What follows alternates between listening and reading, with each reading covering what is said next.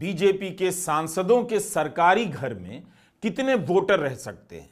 2 room के flat में कितने वोटर रह सकते हैं? राज्यसभा सांसद और आम आदमी पार्टी के नेता संजय सिंह ने एक एक सांसद और केंद्रीय मंत्री का नाम लेकर बताया है कि उनके घर से कितने कितने वोटर के नाम मतदाता सूची में जुड़वाने के लिए आवेदन किए गए हैं। संजय सिंह ने 11 जनवरी को प्रेस कॉन्फ्रेंस की तो 17 मिनट तक दिल्ली के अंदर आने वाले वक्त में चुनाव है, लेकिन दिल्ली के अंदर किस तरह से वोटरों को लेकर यहाँ पर दोस्तों खेला अपने चरम पर चल रहा है। लेकिन सबसे बड़ी बात तो यह है कि हमारे देश का गोदी मीडिया कितना दोगला हो चुका है। वो इन खबरों को आप लोगों तक नहीं पहुंचा रहा कि चुनाव से पहले ही वोटर लिस्टों के अंदर छेड़छाड़ करके यहाँ पर चुनाव जीतने की कोशिश की जा रही है या फिर एक विशेष पार्टी को चुनाव जिताने की कोशिश की जा रही है। लेकिन बावजूद इसके फिर भी हमारे देश का गोदी मीडिया खामोशी से मुंह पर दही जमा कर बैठा हुआ है। अब देखिए, रवीश कुमार सर ने इस रिपोर्ट को उठाया है और पूरी तरह से इंडिया के अंदर दिखाने की कोशिश की है। नमस्कार, मैं रवीश कुमार। बीजेपी के सांसदों के सरकारी घर में कितने वोटर रह सकते हैं? 2 रूम के फ्लैट में कितने वोटर रह सकते हैं?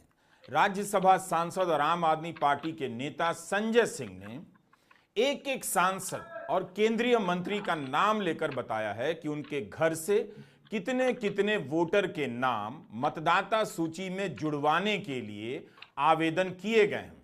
संजय सिंह ने 11 जनवरी को प्रेस कॉन्फ्रेंस की तो 17 मिनट तक लगातार केंद्रीय मंत्रियों, सांसदों और पूर्व सांसदों के नाम पढ़ते चले गए जो सभी बीजेपी के थे। एक सांसद कांग्रेस का भी निकला और बताते रहे कि किस घर से कितने वोटर के नाम जोड़ने के आवेदन किए गए हैं। केंद्रीय वित्त राज्य मंत्री पंकज चौधरी के सरकारी घर के पते से 26 वोट, केंद्रीय मंत्री कमलेश पासवान के सरकारी घर के पते से 26 वोट, बीजेपी के सांसद सीपी जोशी के सरकारी घर से 28 वोट, तो बीजेपी के एक और सांसद जयप्रकाश रावत के सरकारी घर से 25 वोट, एक और सांसद बीजेपी के सतीश गौतम, उनके घर से 23 वोटर के नाम जोड़ने के आवेदन किए गए। बीजेपी के सांसद सीएम रमेश के सरकारी पते से 16 वोट जोड़ने के आवेदन किए गए हैं और एक और सांसद हैं बीजेपी के धर्मवीर सिंह, उनके घर से 15 वोट जोड़ने के आवेदन किए गए। राज्यसभा के सांसद बीजेपी के ही नेता सुरेंद्र सिंह नागर के घर से 14 वोट जोड़ने के आवेदन किए गए हैं। तो बीजेपी के इन्हीं 8 सांसदों के घर से 173 वोटर के नाम जुड़वाने के लिए, शिफ्टिंग के लिए आवेदन किए गए हैं। इनमें से 2 केंद्रीय मंत्री हैं।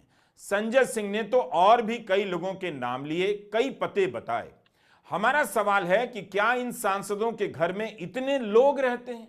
ये कौन लोग हैं जिनके नाम नई दिल्ली विधानसभा के वोटर लिस्ट में जोड़ने के लिए आवेदन किए गए हैं? आवेदन किए गए हैं, पता तो चलना चाहिए। सुनिए संजय सिंह क्या कह रहे हैं। जो यहां के प्रत्याशी हैं भारतीय जनता पार्टी के नई दिल्ली से, प्रवेश वर्मा, वो पूर्व सांसद है, मौजूदा सांसद नहीं है। फिर भी मई से लेके मई, जून, जुलाई, अगस्त, सितंबर, अक्टूबर, नवंबर, दिसंबर, जनवरी, 8 महीने से सांसद का बंगला कब्जा करके बैठे हुए हैं। और इतना ही नहीं, अपने उस बंगले के पते पर 33 वोट बनवाने की एप्लीकेशन दी है। 33 वोट रजिस्टर पंजीकृत कराने की एप्लीकेशन दी है। प्रवेश वर्मा पहला नाम।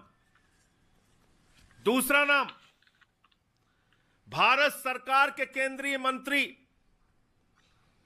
पंकज चौधरी जी, इन्होंने अपने पते पर 26 वोट बनवाने की एप्लीकेशन दी है।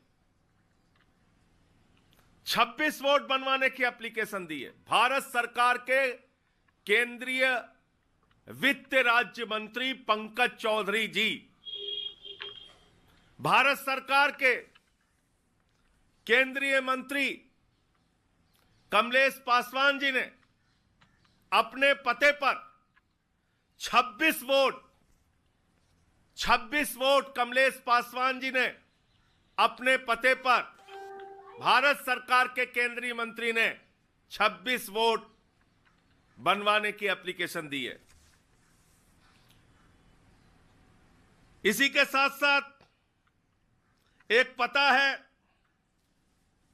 सांसद महोदय का मुखर्जी स्मृति न्यास, यहां पर सांसद महोदय के पते पर 31 वोट बनवाने की एप्लीकेशन दी गई है। इसके साथ साथ जयप्रकाश जी एक सांसद हैं, 13 तीन मूर्ति लेन, पता है इनका, भारतीय जनता पार्टी के सांसद जयप्रकाश जी, ये हरदोई से हैं, उत्तर प्रदेश से, और 13 तीन मूर्ति मार्ग इनका पता है, वहां से 25 वोट बनवाने की एप्लीकेशन दी गई है। साउथ एवेन्यू में एक एक्स एमपी है भारतीय जनता पार्टी के, त्रिपुरा के, जिनको कि गेस्ट एकोमोडेशन में जगह मिली है, रेवती जी, उन्होंने 25 वोट बनवाने के लिए एप्लीकेशन दी है। बताइए, इस तरह से लोग जो है अपने वोट बनवाने के लिए एप्लीकेशन दे रहे हैं। सब करके आपके नेता सामने जो है, पढ़ता जाऊंगा, ज्यादा दूर जाने की जरूरत नहीं है, बगल में चले जाइएगा। सीपी जोशी भारतीय जनता पार्टी के सांसद हैं। सीपी जोशी राजस्थान से बीजेपी के सांसद हैं, यहां से ज्यादा दूर जाने की जरूरत नहीं पड़ेगी। 14 Windsor place, new Delhi, 28 vote इन्होंने अपने घर से बनवाने की एप्लीकेशन दी है। प्रवेश वर्मा पूर्व सांसद हैं, इन्हें लोकसभा का टिकट नहीं मिला। अब केजरीवाल के सामने नई दिल्ली से इन्हें बीजेपी ने मैदान में उतारा है। आपको याद होगा, जब राहुल गांधी की सदस्यता चली गई थी तो उन्होंने 1 महीने के भीतर ही अपना सरकारी फ्लैट खाली कर दिया, क्योंकि नियम यही होता है कि सांसदी चले जाने पर 1 महीने के भीतर आवास खाली करना होता है। आवास खाली करना गांधी होता ने है। एक और वजह से भी खाली किया। लोकसभा की हाउस कमेटी ने उन्हें 30 दिन के भीतर सरकारी आवास खाली करने का नोटिस दे दिया था। इस कमेटी के अध्यक्ष बीजेपी के सांसद CR पाटिल थे। फिर प्रवेश वर्मा को नोटिस क्यों नहीं मिला? उन्होंने अपना सरकारी आवास खाली अभी तक क्यों नहीं किया है? वे पूर्व सांसद हैं और 8 महीने से उसी घर में रह रहे हैं। कोई पूछने वाला नहीं है। कम से कम जिनके घर से ये आवेदन जारी हुए हैं, उन केंद्रीय मंत्रियों को ही मीडिया को बुलाना चाहिए था और अपनी तरफ से सफाई देनी चाहिए थी। उसी वक्त दिखाना चाहिए था कि उनके घर में कितने लोग रहते हैं और इतने लोगों ने इस पते पर नाम शिफ्ट कराने के लिए आवेदन कहां से कर दिया। क्या उनके नाम का कोई गलत इस्तेमाल कर रहा है या वे इस खेल में शामिल हैं? क्या ये सब उनके लिए चिंता की बात नहीं, या कुछ पकड़ लिया गया है जिसके बारे में उन्हें अंदाजा नहीं था कि विरोधी दल यहां तक पहुंच जाएंगे? संजय सिंह ने केवल सांसद और मंत्री ही नहीं, बीजेपी के पूर्व सांसदों और नेताओं का नाम लेकर बताया कि उनके घर से इतने इतने वोटर के नाम शिफ्ट करने के एप्लीकेशन पिछले 15 दिनों में दिए गए हैं। 15 दिनों में। हमने आपको पहले के वीडियो 15 दिनों के अंदर इतने लोगों के नाम जो है जोड़ने के लिए दिए गए हैं। 15 दिन के भीतर 5 लाख से अधिक वोटर के नाम जोड़ने का एप्लीकेशन आना अप्रत्याशित है, हैरान करता है। लेकिन इस खबर का क्या हुआ? जब मुख्य चुनाव आयुक्त ने प्रेस कॉन्फ्रेंस की तो इस सवाल को लेकर किसी भी पत्रकार ने उनसे पूछा ही नहीं। यह सवाल ही गायब कर दिया, जबकि यह मामला कितना गंभीर है। 9 जनवरी की खबर है। चुनाव आयोग ने दिल्ली के निर्वाचन अधिकारी को आदेश दिए हैं कि आम आदमी पार्टी ने प्रवेश वर्मा के खिलाफ जो आरोप लगाए हैं उनकी जांच की जाए। दिल्ली की मुख्यमंत्री आतिशी सिंह और पूर्व मुख्यमंत्री अरविंद केजरीवाल की अगुवाई में आम आदमी पार्टी के एक दल ने चुनाव आयोग से मुलाकात की थी, जिसके बाद यह आदेश दिया गया। निर्वाचन अधिकारी से कहा गया है कि इस मामले में असल तथ्यों का पता लगाएं और आचार संहिता के अलावा चुनावी प्रक्रिया के कानूनों के तहत कार्रवाई करें। इस मामले में दिल्ली निर्वाचन अधिकारी से एक रिपोर्ट मांगी गई है।